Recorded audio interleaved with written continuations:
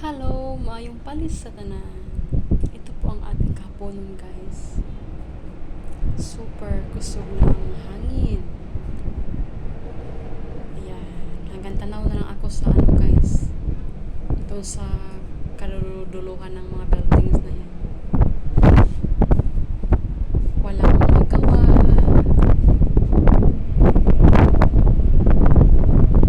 Para kaming nasa taas pa kay sa bundok.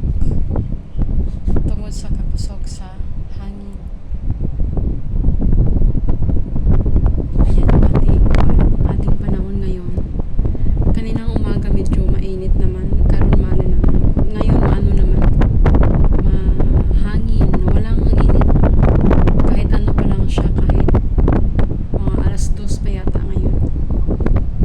Pero wala siyang init. Ganito kalakas ng hangin ang ating kahaponon ngayon. Ayan. Sobrang fresh air. Panuhoton taan ni pag kunyari to sa nila bitaw sige pagbukat lalo na kung mag-duster ka panuhoton ang labas na to tungod sa kakusog sa atong hangin.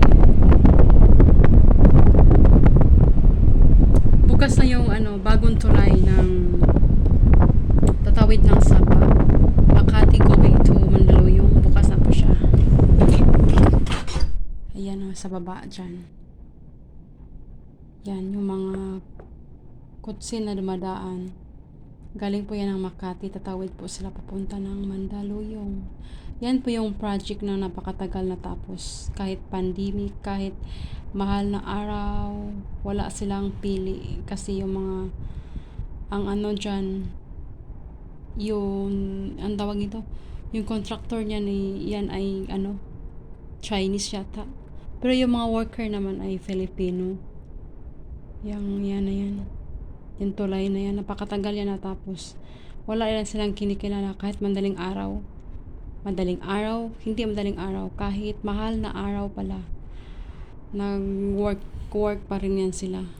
Grabing ingay ng mga yan noong umpisahan yan kasi gabi sila umatake ng trabaho.